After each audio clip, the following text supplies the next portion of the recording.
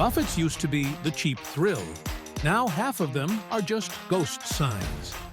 In this countdown, we're ranking America's buffet chains from skip it to still worth a plate. We're judging by food quality, freshness, consistency, and whether the brand even exists in 2025. Number 12, Old Country Buffet. For a lot of us, Old Country Buffet was the Sunday spot. Soft rolls, gravy lakes, and a dessert bar that felt endless. Then the cracks turned into craters. Years of bankruptcies, shrinking menus, and cost-cutting left dining rooms half empty, and steam tables full of tired food. By the late 2000s and 20-teens, quality swung from comforting to cafeteria. Mashed potatoes that tasted boxed, roasts that dried out under heat lamps, and a salad bar that looked like it had given up. The final blow? The brand didn't just slip, it disappeared. After pandemic shutdowns and more Chapter 11s, the company behind Old Country Buffet shuttered the chain, auctioned off equipment, and walked away. Nostalgia is powerful, but you can't eat a memory. And there's no coming back for seconds when the doors are locked. If you loved it, you loved a moment in time. As a modern buffet pick, though, it's not even on the board anymore. Be honest, was it ever the flavor you remembered, or just the thrill of piling the plate high? Question: did you ever have a Sunday dinner at Old Country Buffet that felt like a feast?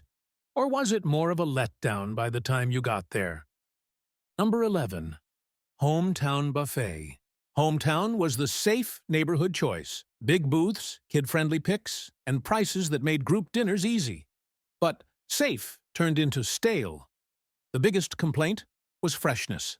Limp salad bars, overheld fried chicken, sides that tasted reheated instead of cooked. Service slowed. Dining rooms felt worn, and the buzz faded. Even before the pandemic, waves of closures told the story.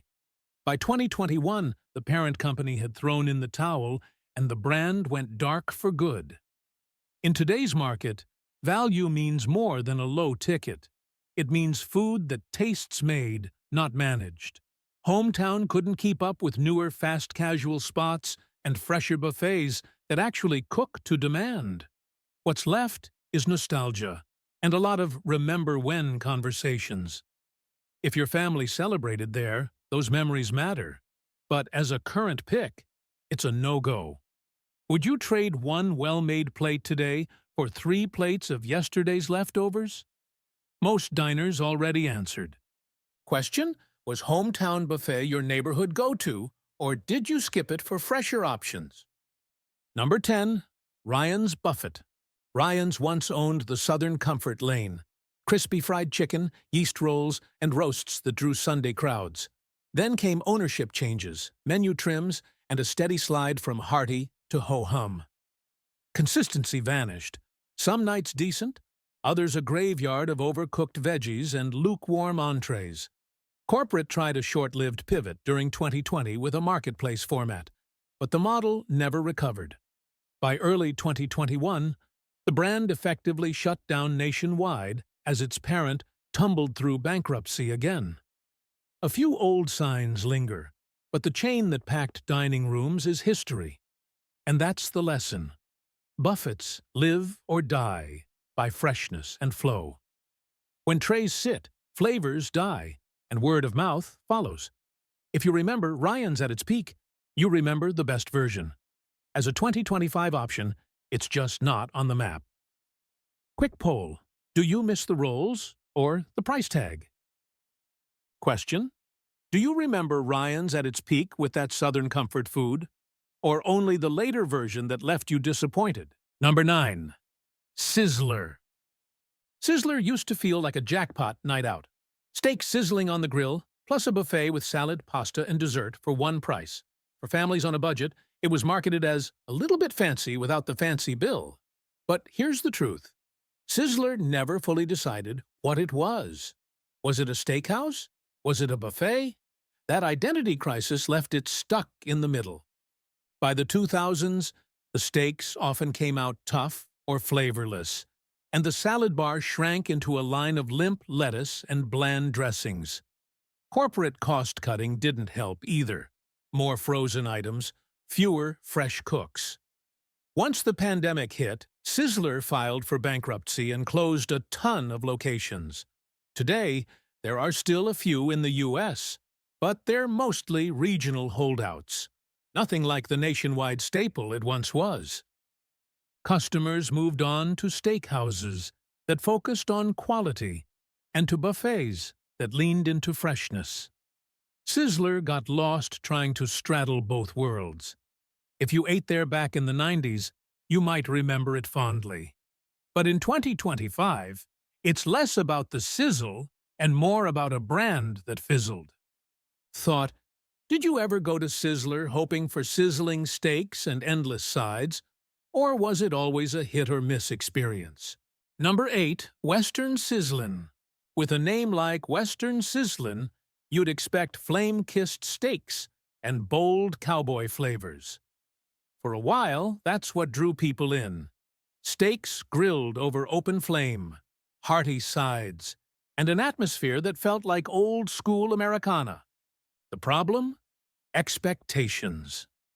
Customers showed up for sizzling flavor and often got dried-out cuts that tasted like they'd been cooked yesterday.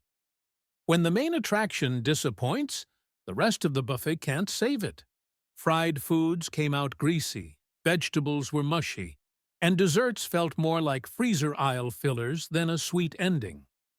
Ownership changes, and cost-cutting made things worse. Instead of adapting with fresher, modern menus, Western Sizzlin leaned on its dated formula. By the 2020s, most locations had closed, with only scattered units hanging on in small towns. For some communities, it's still part of local life. But compared to what diners expect today, it feels more like a relic. Western Sizzlin's story is a classic case of overpromising and underdelivering. The name painted a picture, but the plate didn't match. Question: when you think of Western Sizzlin, do you imagine flame-grilled flavor or dried-out steaks under a heat lamp? Number 7. Sirloin Stockade had a clever hook when it first launched. Mix the spirit of the Wild West with a buffet spread. Families could get steak dinners and still load up on sides without breaking the bank. For small towns, it was a treat. But consistency killed it. One night, you'd get a steak cooked just right. The next, you'd be sawing through something closer to shoe leather. And the sides? Boxed potatoes, overcooked beans, gravies so salty they masked any real flavor. What should have been hearty and dependable turned into a gamble. The theme wore thin, too. Rustic cowboy vibes felt fun at first, but over the years, dining rooms started to look more worn down than Western. When competitors offered fresher options and modern menus, Sirloin Stockade stayed stuck in the past. That made it hard to hold on to younger diners, and nostalgia only kept a few regulars around. Today, most of the chain is gone, with just a handful of locations scattered across the Midwest and South. It's a reminder that buffets can't survive on gimmicks. They need food worth coming back for. Question: did you try Sirloin Stockade for the steaks, or just to fill up on the sides? Number 6. Cicis Pizza. Cicis built its empire on one promise: all the pizza, pasta, and salad you can eat for just a few bucks. For kids' birthday parties, teen hangouts, and budget family nights, it was unbeatable. But here's the catch: cheap doesn't always mean cheerful. The biggest complaint with Cicis was always quality. Pizzas sat too long under the warmer. Crusts turned cardboard-like. Cheese tasted rubbery. And toppings felt more like an afterthought than a real recipe. The pasta and salad bar rarely impressed either. Basic, bland, and often left untouched. Even at that low price, diners started to feel like they weren't getting much value if the food wasn't something they actually wanted seconds of. Cicis tried to rebrand, even experimenting with new menu items and a sleeker look. But by the pandemic, it had filed for bankruptcy and closed a huge number of restaurants. A few survive today, mostly in the South, but they're shadows of the heyday.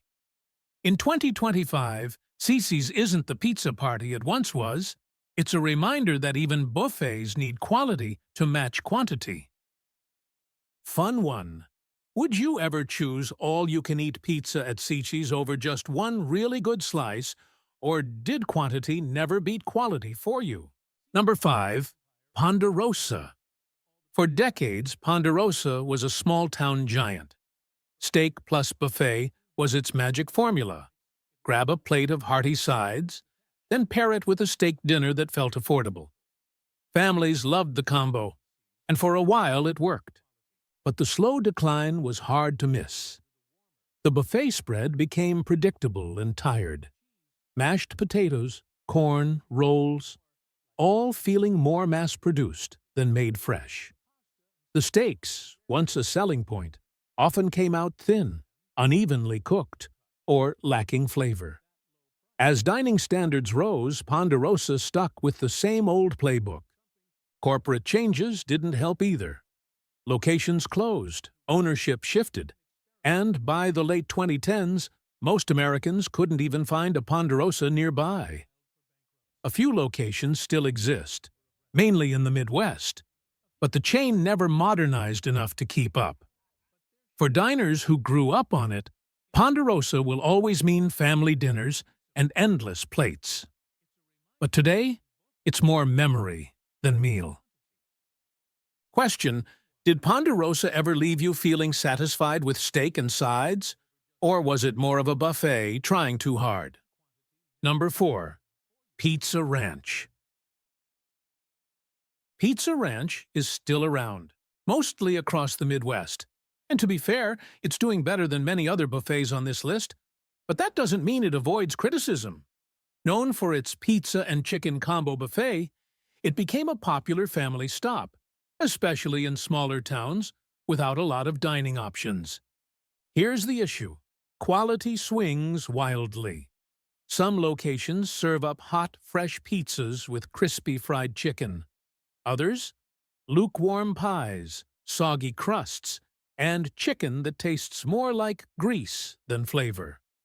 The salad bar and sides often feel like filler, and dessert pizzas divide customers. You either love them or wonder why you wasted the calories. Pizza Ranch also gets called out for lacking variety. Once you've tried 2 or 3 slices, you've pretty much experienced the entire lineup. And in the buffet game, repetition kills. People want to explore, not feel like they're circling back to the same tray. It still has fans and a steady customer base, but stacked against other buffets, Pizza Ranch feels stuck in second gear. Popular regionally? Yes. Worthy of the best buffet title? Not quite. Question: if you had to pick, would you pile your plate with endless pizza first, or go straight for the fried chicken at Pizza Ranch? Number 3. Supplantation, aka sweet tomatoes. Supplantation, or sweet tomatoes, depending on where you lived, was the buffet chain that tried to be different. Instead of steaks and fried chicken, it went for salads, soups, and lighter fare. For health-conscious diners, it was refreshing. Rows of fresh vegetables, baked breads, and seasonal soups. At its peak, it felt like the buffet that actually cared about quality. So why is it sitting near the top of a worst buffets list? Because the very thing that made it stand out ended up being its downfall.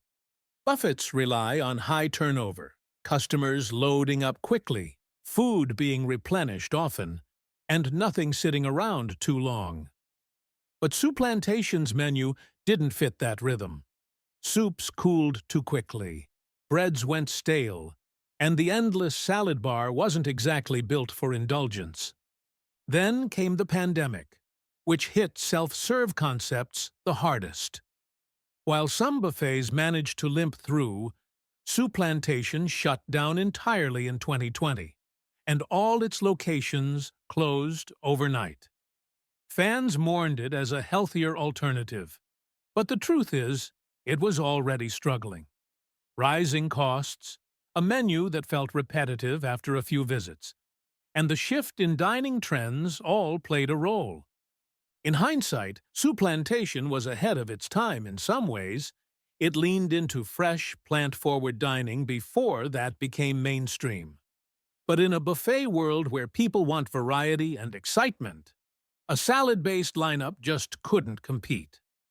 By 2025, it lives on only in nostalgia, remembered fondly but also as proof that even healthy buffets weren't safe.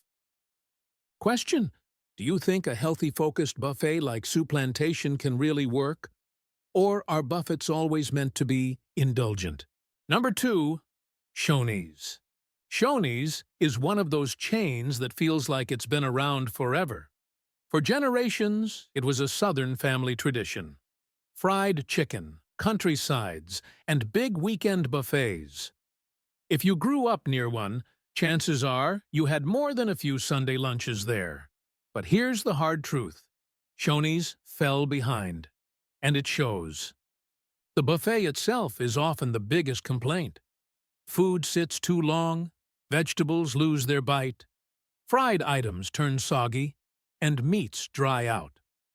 What once felt like hearty, comforting Southern food has in many places turned into bland cafeteria-style meals. Customers describe it as more heat lamp buffet than home cooking, and when even the breakfast buffet, a Shoney's staple, stops drawing crowds, that's a red flag. Service and cleanliness also get called out frequently. Some locations feel dated, with dining rooms that haven't been updated in decades. Others simply don't match the quality diners expect today, especially with so many fast casual competitors offering fresher food for similar prices. The pandemic thinned out its footprint even further, leaving scattered locations mostly in the Southeast. And while loyalists still show up, new customers rarely see it as a destination. For many, Shoney's went from a place of family memories to a place you drive past on the way to somewhere better. Shoney's isn't gone, but it's hanging on by reputation alone. The food no longer matches the nostalgia, and for a buffet chain, that's the ultimate downfall. Question: what matters more to you in a buffet? Variety or simple comfort food done right, like Shoney's tries to do? Number 1. Golden Corral.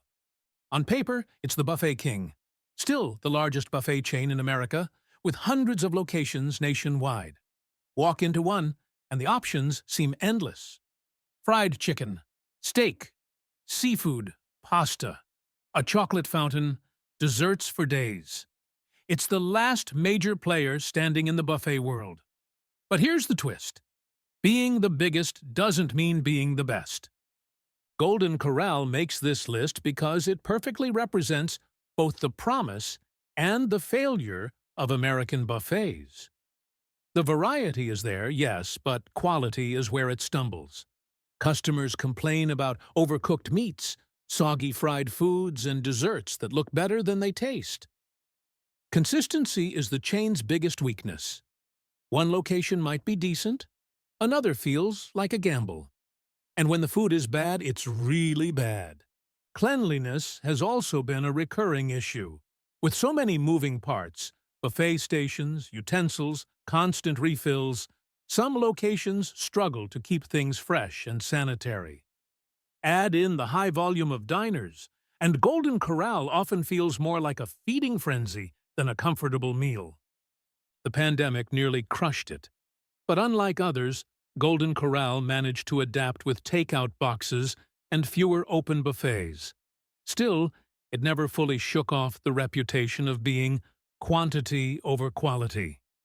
In 2025, it remains the most visible buffet chain in the U.S., but also the most divisive, beloved by families for its affordability and despised by critics for its mediocrity.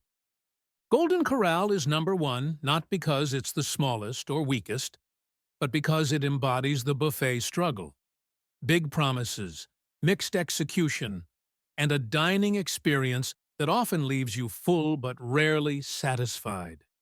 Question: do you still have fond memories of Golden Corral? Or has it lost the magic for you in 2025? For some of us, these buffets were the backdrop to childhood birthdays, family dinners, or late-night hangouts.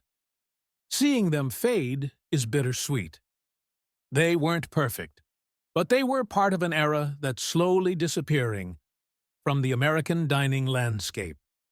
If you enjoyed this ranking, make sure to hit that like button, subscribe for more deep dives into the food world, and let me know in the comments which buffet you think deserves to make or escape this list.